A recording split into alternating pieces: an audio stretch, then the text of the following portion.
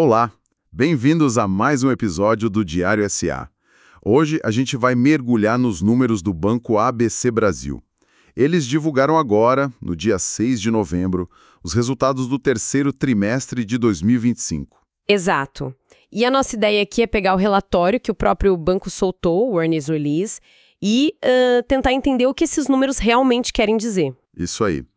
Destacar os pontos financeiros operacionais mais importantes, ver como foi o desempenho e, claro, pensar um pouco no que esperar daqui para frente. Ok, vamos analisar esses números. Começando pelo que todo mundo olha primeiro, o lucro. O Banco ABC Brasil mostrou um lucro líquido recorrente de 256,8 milhões de reais. Isso. Olhando rápido, parece um número bom, né? Cresceu 5,2% em relação ao segundo trimestre. Sim, no trimestre foi bem. Mas aí, quando a gente compara com o mesmo trimestre do ano passado, o crescimento foi bem pequeno, só 0,7%. O que está por trás disso? Parece meio misto, né? Exatamente, é uma dinâmica mista mesmo. Esse número do lucro, ele esconde coisas diferentes dependendo da comparação. Contra o segundo trimestre, o que puxou para cima foi principalmente a margem com clientes, sabe? O ganho com créditos, serviços e também a margem com o mercado, que é mais a parte de tesouraria. E, claro, o próprio patrimônio do banco rendendo a CDI também deu uma ajuda. Ah, entendi. Só que, do outro lado, segurando um pouco o resultado, a gente teve um aumento nas despesas com provisão para devedores duvidosos, a PDD, e também com PLR, a participação nos lucros. Certo. Agora, se a gente olha a foto do último ano, comparando com o terceiro trimestre de 2024, a história muda um pouquinho. Como assim? Bom, o que ajudou a segurar o lucro nessa comparação anual foi, de novo, a margem com o cliente, que foi bem, e o patrimônio rendendo CDI. E teve também um efeito positivo de menos imposto, IR/CSL. Ok. Só que aí, a margem com o mercado despencou na comparação com o ano passado. E as provisões também subiram bastante nesse período. É interessante ver como as alavancas mudam, né? Totalmente. Mostra que o cenário mudou bastante de um ano para cá, principalmente nessa parte de mercado. Exato. O banco está navegando em águas diferentes no curto e médio prazo. Entendi. Então, o lucro principal ali conta só uma parte da história? Você falou da margem financeira. E aqui parece que tem uma notícia bem boa, né? A margem financeira gerencial chegou a 652 milhões. Isso mesmo. O relatório diz que é o maior patamar histórico do banco, um crescimento de quase 8% no trimestre e 5% no ano. Como eles conseguiram isso? Parece ótimo. Esse é um ponto bem positivo, sem dúvida. Chegar num recorde de margem, num cenário que ainda tem seus desafios, é relevante. Se a gente quebrar esse número, a maior parte veio da margem com o cliente, que somou 392,6 milhões. É o coração do negócio, né? O crédito e serviços para os clientes. Sim. O patrimônio líquido rendendo CDI também contribuiu bem, com 182,7 milhões. A surpresa, talvez, venha da margem com o mercado, que foi 76,8 milhões. Ela ajudou no crescimento trimestral. Ah, então ela foi positiva no trimestre. Foi positiva no trimestre, mas, lembra que a gente falou, na comparação anual, ela foi o grande problema. Caiu quase 40%. Nossa, 40% é muita coisa. Muita coisa. Isso sugere que, os ganhos de tesouraria foram bons especificamente nesse trimestre, mas estão bem longe do que eram um ano atrás. Talvez o mercado mais difícil ou o banco sendo mais conservador, né? Faz sentido. E a ANIM, que é a taxa que mede essa margem em relação aos ativos, ela subiu para 4,4% ao ano. Essa alta de 34 pontos base no trimestre é um bom sinal? Olha, no curto prazo, sim. É um sinal positivo. Mostra que o banco conseguiu, nesse trimestre, melhorar a rentabilidade dos ativos.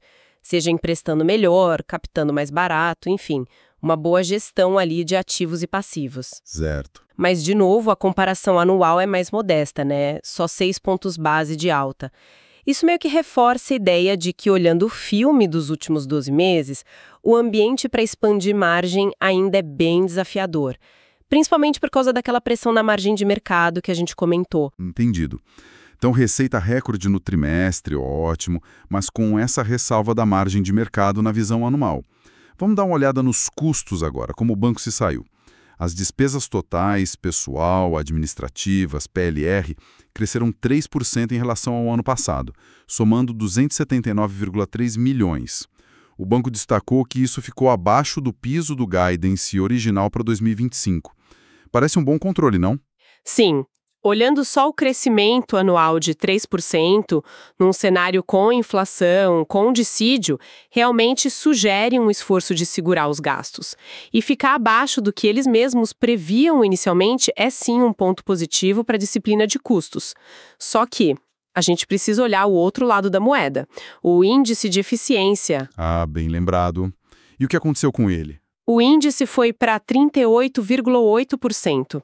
Isso é uma piora, certo? Subiu 33 pontos base no trimestre e quase um ponto percentual no ano. Exatamente. Mas espera aí, como assim? Se a despesa cresceu de forma controlada, abaixo do guidance, por que o índice de eficiência piorou? Parece contraditório. Ótima pergunta. Parece, mas não é. É que o índice de eficiência é uma relação, né? É despesa dividida pela receita. Certo, a proporção. Isso. Mesmo as despesas crescendo esses 3% no ano, de forma controlada, as receitas totais, que incluem a margem financeira e as receitas de serviços, não cresceram na mesma velocidade no período que o índice olha. Especificamente, se a gente olha a comparação só do trimestre, as despesas subiram 7,6%, talvez por algum efeito pontual, enquanto as receitas subiram 6,7%. Ah, então a despesa subiu mais que a receita no trimestre. Exato. Ou seja, a despesa comeu uma fatia um pouquinho maior da receita nesse período, e isso levanta aquela questão da alavancagem operacional, sabe? O banco está conseguindo fazer a receita crescer mais rápido que a despesa? Bom, nesse trimestre específico, a resposta foi não. A eficiência piorou um pouco. Entendi a dinâmica agora. Eficiência é a relação, não só o número absoluto da despesa. Faz todo sentido. E falando em otimização, o banco andou mexendo também na estrutura de capital. Teve recompra de letras financeiras subordinadas, o tal do AT1. Foi uma de 300 milhões em julho, que já afetou esse resultado do terceiro TRI, e agora anunciaram mais 177 milhões em outubro. Qual é a lógica por trás disso? A lógica é basicamente trocar uma fonte de capital que é mais cara por outra que seja ou mais barata ou mais eficiente. Esse AT1, o Additional Tier 1, é um instrumento que conta para o capital regulatório do banco, para o índice de Basileia, mas ele funciona quase como uma dívida. Paga juros e muitas vezes juros altos. Então, ao recomprar esses títulos, o banco tenta reduzir a despesa financeira lá na frente. É uma gestão ativa mesmo, para otimizar a estrutura de capital. Mas isso não mexe com a solidez do banco? O índice de Basileia caiu um pouco, né? 58 pontos base no trimestre. Foi para 16,7%. E essa recompra de outubro vai tirar mais 32 pontos base ainda. Isso preocupa? É um ponto para ficar de olho, claro, mas esse nível de 16,7% ainda é visto como bastante confortável. Está bem acima do mínimo que o regulador exige. Ok. A queda no trimestre foi uma combinação de fatores. O lucro ajudou a gerar capital, sim, mas teve distribuição de juros sobre capital próprio, teve o efeito da recompra de AT1 lá de julho e também o aumento dos ativos ponderados pelo risco, o RW. Que significa o quê, basicamente? Significa que o banco ou cresceu a carteira ou investiu em ativos que exigem uma reserva maior de capital segundo as regras. Isso consome capital. Mas a mensagem principal aqui é: apesar da queda no índice total, ele continua robusto. E talvez o mais importante, o capital principal, que é o capital de melhor qualidade, aquele Tier 1, até subiu um pouquinho, foi para 11,9%. Então parece que o banco está administrando bem essa troca entre custo de capital e os níveis regulatórios. Entendi. O capital parece sob controle, então. Mudando um pouco o foco, vamos para a operação mesmo. A qualidade do crédito. O relatório fala que as métricas estão saudáveis. Confere? Confere sim, os números realmente mostram isso. O índice de atrasos acima de 90 dias, que é a principal medida de inadimplência, caiu mais um pouquinho, foi para apenas 0,6% da carteira expandida. Nossa, 0,6% é bem baixa, né? É muito baixo, principalmente para o segmento que o banco atua, que é mais focado em empresas. E, além disso, os índices de cobertura são bem fortes. Cobertura. O total de provisões que o banco já fez para cobrir possíveis perdas é quase 4 vezes maior, 389%, do que o saldo desses créditos que estão atrasados há mais de 90 dias. Isso mostra que o banco está bem provisionado, bem protegido contra perdas. A qualidade do crédito continua sendo, sim, um ponto forte do ABC Brasil. Ótimo. E com essa qualidade boa, a carteira de crédito em si cresceu? O relatório mostra que sim, mas bem pouquinho no trimestre, né? A carteira expandida chegou a 52,3 bilhões de reais, mas foi um aumento de só 0,4% contra o segundo TRI. O crescimento trimestral foi bem modesto. Na comparação anual, foi um pouco melhor, 4,6%. Mas o curioso aqui é o destaque que eles dão para o segmento middle. Ah, sim, a nova segmentação. Isso, empresas com faturamento entre 30 milhões e 500 milhões, né? Esse segmento cresceu mais de 10% no trimestre. Bastante coisa. É um crescimento forte. Só que, ao mesmo tempo, o número total de clientes corporativos do banco diminuiu. Caiu 1,1% no trimestre e 6,6% no ano. Como pode isso? Cresce forte no middle, mas o número total de clientes cai. É uma dinâmica interessante, né? Intrigante. O crescimento forte no middle sugere sim um foco estratégico ali, talvez buscando mais rentabilidade ou diversificando um pouco. Agora, a queda no número total de clientes, junto com o crescimento do saldo, mesmo que modesto, bom, isso pode indicar algumas coisas. Tipo o quê? Pode ser que o banco esteja concentrando mais negócios em clientes que já existem, fazendo operações maiores com eles. Pode ser também uma limpeza da base, sabe? Focando nos clientes mais rentáveis ou com melhor perfil de risco. Ou, como o próprio banco menciona, pode ser um reflexo de um conservadorismo maior na hora de trazer novos clientes, combinado com um volume maior de empréstimos antigos chegando ao vencimento nesse período. De qualquer forma, sugere uma mudança no perfil ou na estratégia com a base de clientes. E falando em estratégia, tem essa nova segmentação que você mencionou. Large Corporate acima de 4 bi, Corporates de 500 mil a 4 bi e Middle de 30 a 500 mil. E também criaram verticais setoriais, né, com foco em agro e imobiliário. Qual o objetivo de estudo? Parece uma tentativa de ser mais especialista. Exatamente. A ideia da nova segmentação é, teoricamente, oferecer um atendimento mais eficiente, mais adequado ao tamanho e às necessidades de cada grupo de empresa. Já as verticais de agro e imobiliário, bom, aí é um movimento claro para aprofundar a expertise em setores onde o banco já tem uma presença importante. A ideia não é só dar crédito, mas oferecer soluções mais completas, mais customizadas, sabe? Tentar capturar mais valor na cadeia desses setores. Entendi. A longo prazo, isso pode sim levar a uma maior especialização, a relacionamentos mais fortes com os clientes desses setores e, quem sabe, maior rentabilidade e crescimento nesses nichos. É uma aposta estratégica interessante para ficar de olho. E essa estratégia já está dando algum resultado na rentabilidade da carteira? O spread com clientes, ele subiu. Sim, teve uma melhora no trimestre. O spread com clientes anualizado subiu uns 20 pontos base, foi para 4,0%. E por quê? O banco diz que foi por causa de um mix melhor de produtos, talvez produtos com maior spread, mais valor agregado e também spreads de crédito um pouco maiores mesmo. E mesmo quando a gente ajusta pela provisão, ou seja, o spread líquido do risco de crédito, ainda assim teve uma expansão de 10 pontos base, chegando a 3,1%. Isso sugere que sim, o banco conseguiu melhorar um pouco o preço ou o mix da carteira no trimestre. Ok. Então, resumindo até aqui, temos um lucro estável, mas com dinâmicas diferentes por baixo, uma margem recorde, mas muito puxada pela parte de clientes, eficiência que está um pouco pressionada apesar do controle de custos, capital que parece ok, qualidade de crédito excelente. Isso. E uma carteira que cresce devagar no geral, mas com esse foco no middle e essa nova estrutura organizacional. É isso. Acho que é um bom resumo. Mas aí, a gente chega no guidance. E aqui a coisa muda de figura, né? A revisão foi bem forte? Foi sim. Esse talvez seja o sinal mais claro do que a administração espera para o futuro próximo. Reduzir a projeção de crescimento da carteira de crédito para 2025, que antes era de 7% a 12%, para agora só 1% a 4%. Nossa, é uma mudança bem drástica. Muito drástica.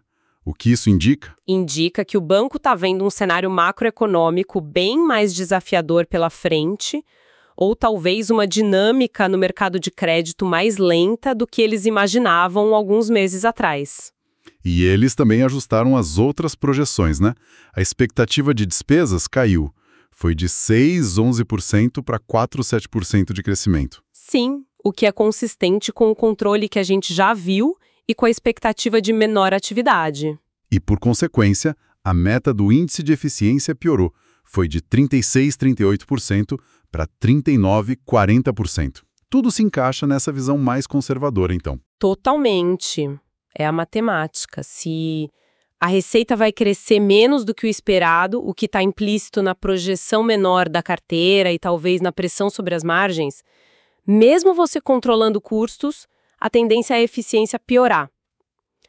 Essa revisão do guidance é um banho de realismo importante sobre as perspectivas para o fechamento do ano. Entendido.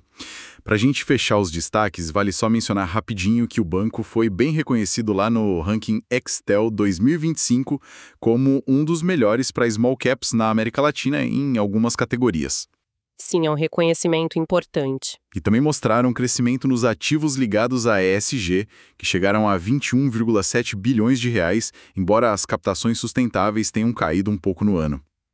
São pontos que reforçam a imagem institucional e o compromisso com essa agenda ESG que está cada vez mais na pauta, né? Com certeza. Bom, então, tentando amarrar tudo isso, o trimestre mostrou alguns pontos fortes de resiliência, como a margem com clientes, a qualidade do crédito que continua excelente. Sem dúvida. Mas, ao mesmo tempo, acendeu umas luzes amarelas importantes, né? A pressão na eficiência, a queda anual forte da margem de mercado e, principalmente, essa revisão bem pessimista, talvez, do guidance. O banco parece estar jogando mais na defesa agora. Acho que prudência é uma boa palavra. Diante de um cenário que eles estão lendo como mais incerto, mais desafiador, eles estão ajustando as velas, mantendo a qualidade do crédito como prioridade número 1, otimizando o capital onde dá e sendo mais conservadores nas projeções de crescimento. Faz sentido. A grande questão agora é se essa prudência vai ser suficiente para manter a rentabilidade do banco em níveis atrativos nos próximos trimestres, né? Exato. E isso já deixa a gente com algumas perguntas no ar para quem nos ouve também refletir. Com certeza. Por exemplo, como é que o cenário macro, principalmente a questão dos juros, vai continuar batendo na margem financeira, aquela margem com o mercado vai continuar pressionada e o custo do crédito? Será que continua baixo assim ou pode ter alguma surpresa? E aquela aposta estratégica na nova segmentação e nas verticais de agro e imobiliário? Será que elas vão conseguir mesmo puxar um crescimento mais forte da carteira lá em 2026 para compensar essa freada de agora? Ou o cenário macro vai continuar sendo o principal fator? E pensando já no próximo resultado do quarto trimestre, a NIM vai se aguentar nesse patamar recorde? Será que as provisões podem aumentar, já que o guidance ficou mais cauteloso? E o segmento middle vai continuar sendo esse motor de crescimento meio isolado?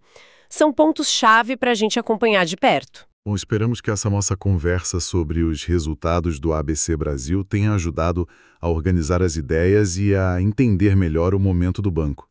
E fica o convite, não se esqueça de clicar em seguir o nosso canal para não perder as próximas análises aqui no Diário SA. Episódio criado por Clayton, o criador do Diário SA. Até a próxima.